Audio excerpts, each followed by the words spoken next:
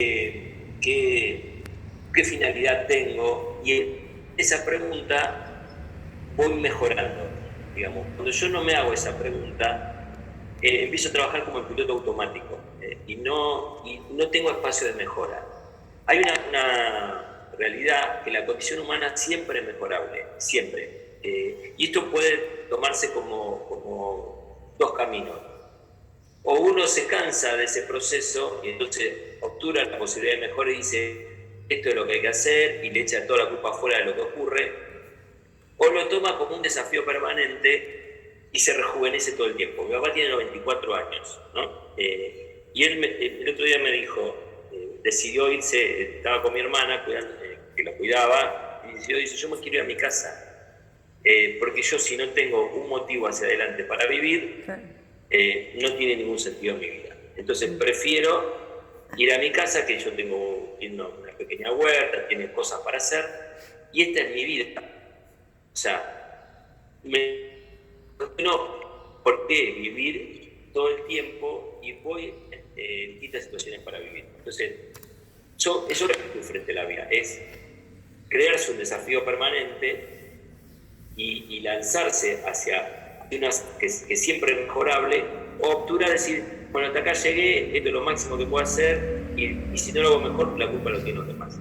Entonces, yo como docente todo el tiempo estoy preguntándome si lo que hago es suficiente, o está bien, o podría hacerlo de otra manera.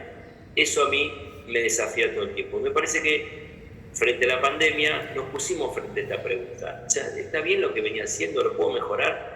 Enseñar es dar ejercicios, es hablar, es tomar exámenes, es hacer que los alumnos repitan un contenido. Yo creo que necesitamos redefinir nuestra labor, los bordes, o sea, cuáles son los límites de nuestra labor,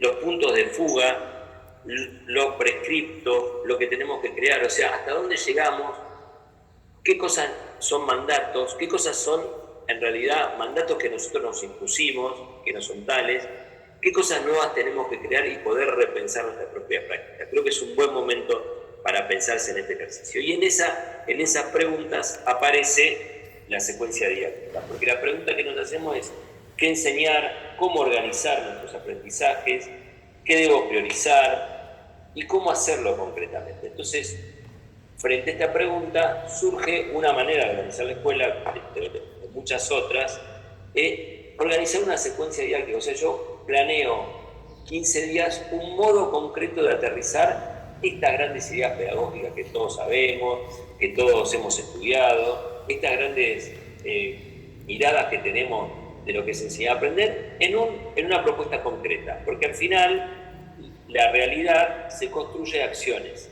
no de ideas. Entonces, la secuencia didáctica es una acción donde convergen muchas ideas detrás pedagógicas. Bueno, lo voy a pasar. La secuencia tiene 3 planos. Primero, una mirada pedagógica y consecuencias didácticas, o sea, hay una mirada de lo que es enseñar a aprender y las consecuencias que tienen detrás. El segundo plano es que tiene que tener una comunicación adecuada, todos tienen que saber de qué se trata, cómo se va a hacer, por qué se hace. Toda la escuela tiene que estar mirando o construyendo una secuencia didáctica no igual, pero sí con la misma lógica pedagógica, porque han decidido un modo de enseñar y aprender. No es que esa frase que está en Argentina, que es cada maestrito con su librito, es bastante contraproducente en esta circunstancia, porque en realidad eso supone que enseñar y aprender es entrar y salir por puertas distintas, sin conexión, sin lógicas similares. Es como si uno educara en una familia a sus hijos con cosas totalmente incompatibles, ¿no? Entre padre y madre. Si el papá dice una cosa, la mamá dice todo lo distinto, Valo de la tía dice otra cosa, digamos. La coherencia en el mensaje ayuda a focalizar una educación más armónica, ¿no? Al menos para el chico. Entonces, esto me parece muy importante. Y lo tercero es una implementación técnica adecuada, o sea, poner los recursos técnicos, que no solo son tecnológicos, el libro digital, enviarlo por WhatsApp, o sea, ponerse de acuerdo qué van a implementar técnicamente para que esa secuencia llegue en tiempo y forma. Lo que tenemos que evitar es esto, es que uno habla y el chico no entiende, no escucha la palabra, o sea, acá no hay aprendizaje, acá hay un esfuerzo por enseñar y ningún aprendizaje, entonces tenemos que evitar esto. Y lo que tenemos que tratar de lograr es esto, que se conecten estos dos mundos, el del alumno y el del docente, en un esfuerzo mancomunado. Bueno, acá algunos ejemplos de clases. Fíjense la cara de los chicos. Fíjense la pasión del docente, enseñando educación física, si es que acá hay otro chico. Esto también es tecnología. Entregar, qué entregar, por qué entregar, cómo lo vamos a recibir. Esas decisiones tienen que estar basadas en una estrategia pedagógica, en una estrategia didáctica. Bueno, otra de entrega. Esto es una convivencia de chicos de secundaria. Entonces, para esto es necesario primero jerarquizar los contenidos. ¿Qué cosas son centrales? ¿Cuáles son los núcleos prioritarios de aprendizaje? ¿Qué es lo que más importante tengo que enseñar? Readecuar las estrategias para cada clase, o sea, esos contenidos, cómo lo voy a transformar en una secuencia, y reorganizar los tiempos de la virtualidad y la post-virtualidad. En algún momento se volvamos, entonces también ir pensando qué va a pasar en esta vuelta. La secuencia didáctica tiene un momento asincrónico y un momento sincrónico. No es que yo doy clases solo si estoy en Zoom, sino que puedo dar clase aún en la distancia. Entonces tengo que lanzar una propuesta lo suficientemente atractiva para que se continúe aún sin mi presencia. Y acá hay unos pasos sugeridos, una introducción o gancho motivacional. ¿Qué es esto?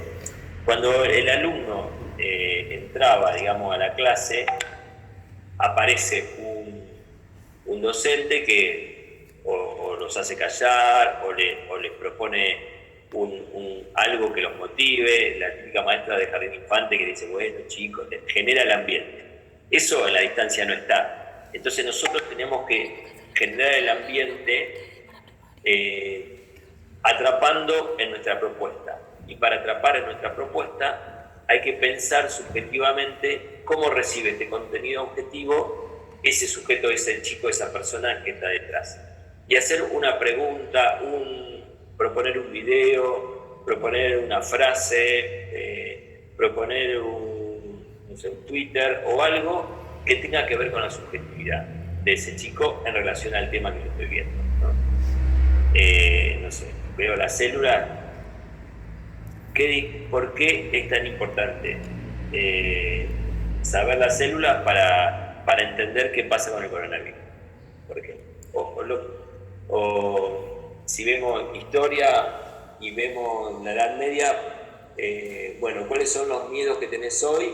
Y esos miedos que tienen hoy, que van a decir los chicos XX, bueno, compararlo con los miedos que había en la Edad Media. Lo que tienen hoy son el robo, la muerte. Bueno, en la Edad Media hubo peste, el robo eran los bárbaros, la respuesta eran los castillos, hoy la guardia privada. O sea, empezar a pensar ese mundo que yo quiero transmitir con el mundo real. Sin ese gancho motivacional, el chico no se va a subir a la propuesta. Después de ese gancho motivacional puede venir la explicación. La explicación no necesariamente puede ser una clase sincrónica, puede ser un video enviado, puede ser grabarse en Zoom y mandarlo, y después una propuesta de actividades. Y en el foro sincrónico, si es que los hay, o por medio de WhatsApp, o en la presencialidad cuando vuelva, o lo que sea, empezar a trabajar cómo entendieron ese gancho motivacional, esa explicación y esas propuestas de actividades. ¿Qué pasó? ¿Qué no pasó ahí? ¿Lo hicieron? ¿Cómo lo hicieron? Y armar un debate que involucre a los actores. Hoy, más que nunca, los alumnos requieren engancharse subjetivamente en la propuesta. Si no, lo que hacen es un clic, o sea, no nos prestan la cabeza. Nosotros antes en la escuela prestábamos la cara, La cabeza pocas veces, pero la cara la prestaba. Hoy no nos prestan ni la cara. O sea, el chico se desconecta absolutamente. Entonces, para conectarlo hay que activarlo. Si la propuesta es pasiva, tienen 10 minutos para engancharse y enseguida se desactivan. Porque así fueron construidos subjetivamente. Todos los juegos en red tienen que ver con que vos elegís las armas, las llaves para abrir determinadas cosas, las armaduras para protegerte. Vos elegís todo. En la escuela no elegís nada. Te sientan y te dan una chorrera de cosas. No solo en los juegos. El chico desde muy chico viene eligiendo. Hoy la familia tiene 2 años y le preguntan qué quieren comer. Y el chico elige su ropa. Nada de esto nos ocurrió a nosotros. Por eso es que estamos tan distanciados de la manera de pensar que tienen los alumnos.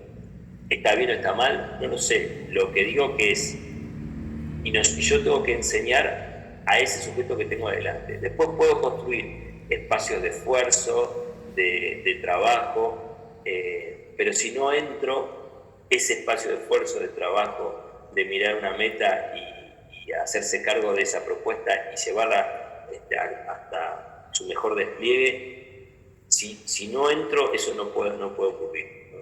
Y lo que vemos es que los chicos cuando despiertan el interés se comprometen y son fieles a su compromiso. Lo vemos mucho en las prácticas deportivas. Hoy, más que nunca, muchos chicos hacen deporte y muchos chicos hacen deporte de alto rendimiento.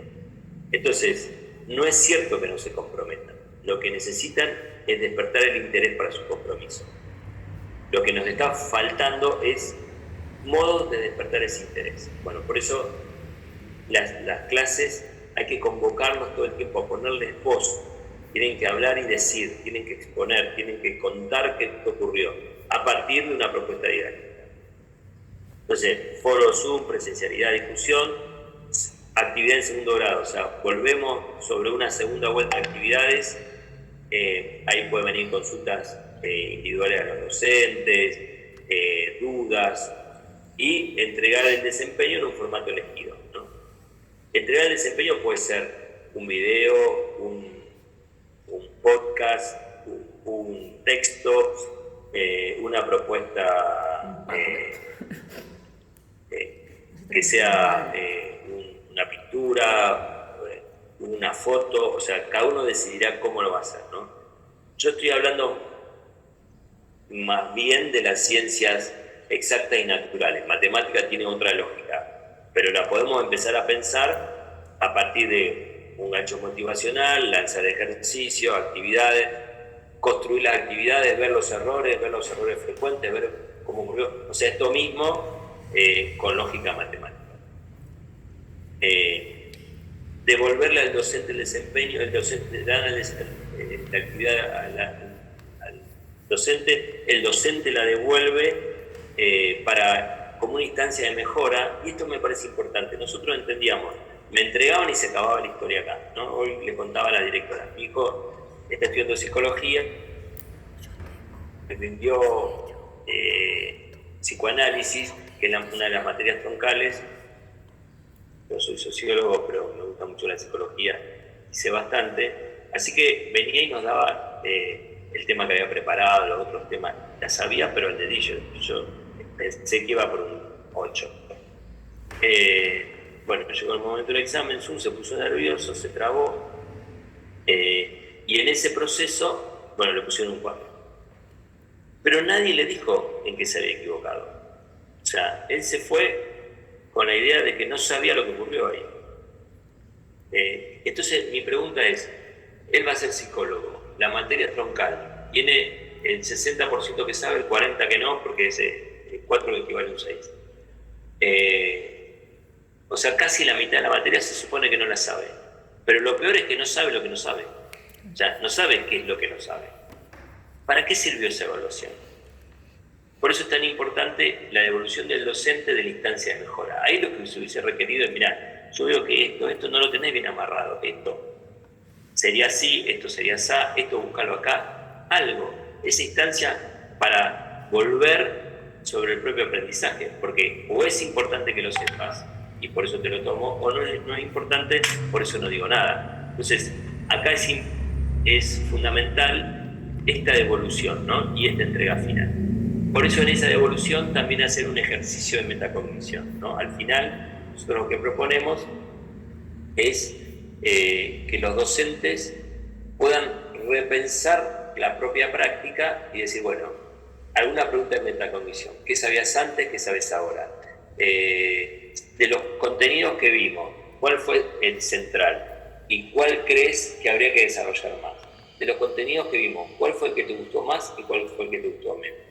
De la propuesta didáctica que estuvimos desarrollando, ¿dónde crees que habría que profundizar para lograr conectar con el contenido que viene, que es tal? Esa estrategia de ayudar a pensar cómo aprendemos es fundamental, y la escuela muchas veces la saltea, y en realidad es lo que va a quedar, porque nosotros, más que enseñar a recordar temas, que es lo que normalmente hacemos, bueno, que dijo tal, que hizo tal, que es recordar temas, tenemos que enseñar a aprender a largo plazo, porque la memoria hoy va a estar puesta en otro lado, va a estar puesta en la computadora. En todo caso, que aprendan de memoria una poesía, que la puedan recurrir a eso como una mirada frente a la realidad, que aprendan de memoria ítems centrales. Pero la memoria como único dispositivo para pensar es muy limitado, porque ¿vieron? ¿Se acuerdan el cuento de Funes el Memorioso? Que decía, muchos conocimientos tienen Funes, pero no puede, está obturado para pensar, no puede pensar la realidad, porque su categorización no le permite ver las cosas como son. Entonces, muchas veces nosotros lo que hacemos en la enseñanza es categorizar, pero eso no nos permite ver la realidad, nos permite aprobar una materia, eso es otra cosa. Entonces, la pregunta que nos hacemos en la evaluación es qué es evaluar, qué es retroalimentar, qué es buscar indicadores, cómo se hace. Yo creo que hubo una gran problemática en el mundo contemporáneo, que es dividir, en la teoría pedagógica, que es dividir la evaluación en tres, en diagnóstico, formativo y sumativa. Esta división teórica tiene una trampa, porque la diagnóstica es antes, la formativa es durante y la sumativa después. Al final, todo se resumía en cierro y pongo una nota, ¿no? ¿Esto qué pasó con mi hijo? ¿Qué hizo? Tuvo una prueba formativa, le pusieron un 4, y ahí se acabó el proceso.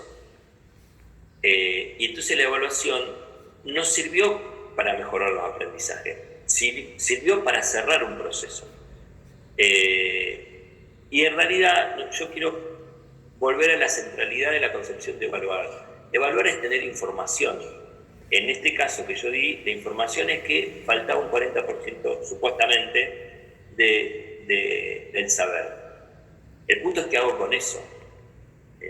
La información en sí misma es un dato. El dato hay que ayudarlo a transformar en una realidad de mejora continua. Entonces, para mí, lo que tenemos que pensar es que la evaluación es una foto, ¿no? Que tiene una foto, me permite ver el mapa de cómo llegamos a un punto, pero sobre todo esa foto me tiene que dar una hoja de ruta de cómo seguir a la próxima estación. Si este ejercicio de revisión hacia ese momento y de propulsión de ese momento hacia el futuro no está, esa evaluación no sirve para nada, más que para acreditar. ¿Qué nos pasó? Nos dijeron que acreditar no. Entonces, ¿qué es lo que dijimos normalmente? No hay evaluación. Porque no teníamos esta idea, ¿no? Lo que nosotros tenemos que hacer es buscar indicadores de dónde estamos para ver cómo continuar en este proceso. Y eso es lo más importante. Entonces, algunas estrategias. Dialogar con los estudiantes para clarificar, compartir y favorecer que comprendan los objetivos de aprendizaje. Diseñar debates y preguntas y tareas en las clases que provean evidencias. O sea, nosotros tenemos que buscar esa evidencia, fotos, todo el tiempo. A ver dónde están los pibes. Bueno, a ver cómo seguimos. Si yo en esta charla cortaría acá y digo, ¿qué se entendió hasta acá? ¿Qué dudas tienen? ¿Cómo podemos seguir? ¿No? Ofrecer retroalimentación todo el tiempo. Promover que los estudiantes dialoguen con sus pares y colaboren mutuamente entre sí. Estas cuestiones son fundamentales para poder darle sentido a la evaluación, más allá de la acreditación. Freddy, si pones ocultar... Perdón, si pones ocultar se va esa ventanita que está abierta. Si pones ocultar, pero lo tenés que poner vos. Perdón, por razón. Ahí está, ahí va. Va de vuelta ahora. Ahí está. Promover que los estudiantes sean dueños de sus aprendizajes, ¿no? Esto es evaluar. Dialogar con los estudiantes, diseñar debates y preguntas que proveen evidencia, ofrecer retroalimentación, promover que haya una evaluación entre ellos, que cada uno, ¿por qué un alumno no le puede decir al otro, mira, acá te equivocaste, acá no? ¿Por qué no podemos pensar el grupo o el curso como una organización que aprende, todos, incluso el docente? Porque así el docente es dueño de su propio aprendizaje. Inés Moreno decía en este texto que evaluar tenía como dos funciones, una es acreditar y dar cuenta y otra es orientar. De las dos funciones nos quedamos siempre con la de acreditar y dar cuenta y no con la de orientar. Sin embargo, la de orientación es la más importante porque es la que va a permitir nuevos aprendizajes. La de acreditar es un corte que es una marca, que permanece, que se hace ontológica en el sentido vos sos un 4, sos un 4, y sos distinto a este que es un 8, tenés una distancia, pero no apareció la orientación. ¿Cómo salir de esa situación? No es un destino la nota, es un proceso, es una foto que nos lleva hacia algún lugar, y esto es muy importante. Cuando el pibe dice me perdí en el camino, porque no quise, porque no pude y porque no sé cómo hacerlo, ¿qué posibilidades tienen los alumnos de encontrar un camino? No, nosotros en nuestra vida, cuando nos hemos perdido, ¿cuántas veces hemos profesionalmente, humanamente, como amigos, como esposos, como profesores, como profesionales, y siempre encontramos a alguien que nos tirara una todo? Bueno, esta es ¿qué posibilidades tienen los alumnos de encontrar nuevos caminos? Cuando uno pone una nota tiene que poner concretamente qué debe realizar para mejorar o hacerlo de otra manera. Si esto no está, esa nota no sirvió para nada. Bueno, para esto debemos tener registro de lo que nos ocurre. Grado de participación, interés, grado de conectividad del alumno, interacción con él. Estos son registros que tenemos que ir llevando, ¿no? Después les dejo la presentación. Y algunas opciones para sacar fotos. Pueden realizar trabajos prácticos, evaluaciones que se entregan después, evaluaciones sincrónicas, para ver en un momento que se sabe, instancias orales, propuestas individuales o por grupos. ¿Por qué no hacemos evaluaciones grupales? Si la vida no es individual, nosotros construimos un grupo y como grupo damos resultados. O sea, la escuela da un resultado como equipo, no da un resultado individual. Nos requerimos, bueno, hay momentos, no digo que todas las pruebas sean grupales, pero hay momentos que el trabajo grupal y corresponsable es importante de instalarlo como modo de entender la necesidad de la colaboración mutua para alcanzar un resultado.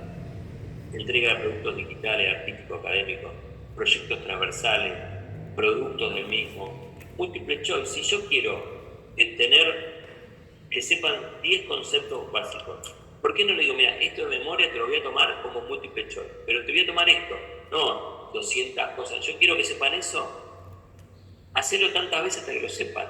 Tomáselo tantas veces hasta que lo pueda decir como corresponde, si es eso lo central.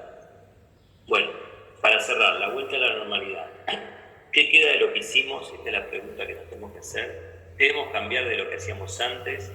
¿Qué aprendimos y qué nos falta aprender? Estas preguntas son esenciales. ¿Qué va a quedar de esto nuevo? ¿Y por qué? ¿Qué descubrimos? ¿Cómo nos descubrimos distintos? ¿Qué fue lo más importante que nos pasó en cuanto a novedad en esta etapa? Eso que nos pasó hay que trasladarlo, ¿no? A veces el sueño nuestro es volver a lo que éramos antes. Y quizá lo mejor sería traer algo de esto en esta nueva novedad. Este es un esquema de escuelas que aprenden. Primero reflexionan, hacen nuevos planteamientos. Esta es la realidad y este es el nuevo planteamiento. En esos nuevos planteamientos incorporan la fuerza de cambio, las descubren y las incorporan. Reflexionan sobre esa fuerza de cambio y de ahí pasan acciones y de esas acciones las implementan. y después hacen el seguimiento y lo incorporan a un proceso de formación permanente. Muchas veces las escuelas lo que hacen es no reflexionar, obturar cualquier fuerza de cambio como algo distinto, acá siempre se hizo así, repitamos los mismos modos, y nada de esto, ninguna reflexión entra, ninguna acción nueva entra, y repiten modelos que llevan al fracaso, a la institución, y lo peor es eso, a los alumnos. Esto lo vieron en el diario, salió al principio. Es una docente de plástica que pidió que los chicos, con lo que tuvieran en su casa, hicieran una obra de arte. Y un alumno le presentó esto.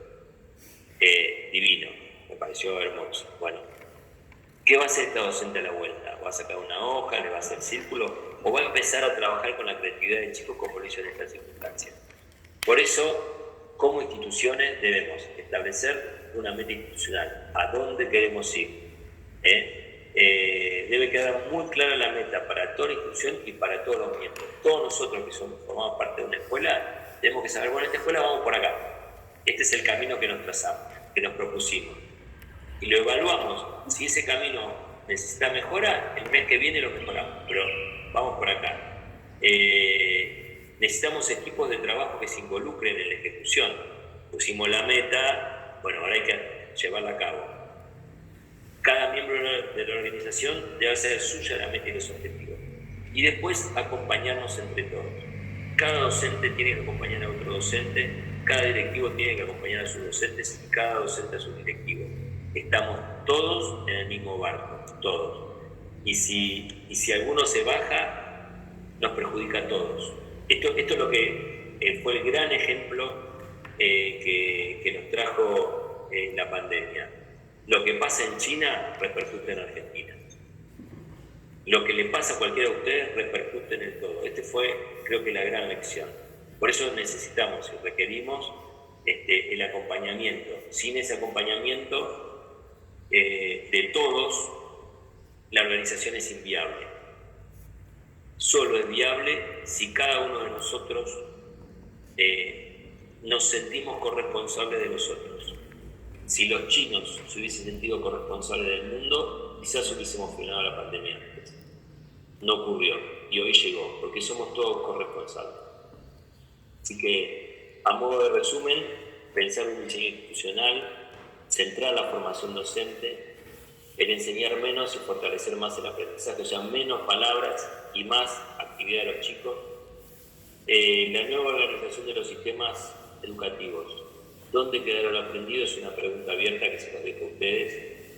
Y la vuelta a la normalidad tiene 4 ejes para trabajar. Un entorno seguro y protector de nivel físico, un entorno seguro y protector a nivel emocional, un entorno seguro y protector a nivel de equipo, de adultos conscientes que cuidan a los menores y se cuidan entre sí. Cada uno de nosotros tenemos que ser conscientes que somos corresponsables de lo que ocurre en la escuela, y un entorno seguro y protector a nivel del protagonismo y participación infantil y juvenil. Que cada chico empiece a cobrar conciencia de la importancia que tiene sus acciones para cuidar a los demás. Pero para eso necesitamos formarlos en esta mirada, de que cuando en China aletea una mariposa, acá se produce un terremoto. Esta conciencia global también se enseña. Así que, bueno, nada. Voy a sacar la presentación y si quieres tenemos unos minutitos para preguntas. Sí, por el chat. Y después tengo un videito para sacar. Sí, si quieren a lo mejor por el chat pueden ser las preguntas o la que se anima a habilitar el micrófono y hacerle preguntas a Freddy.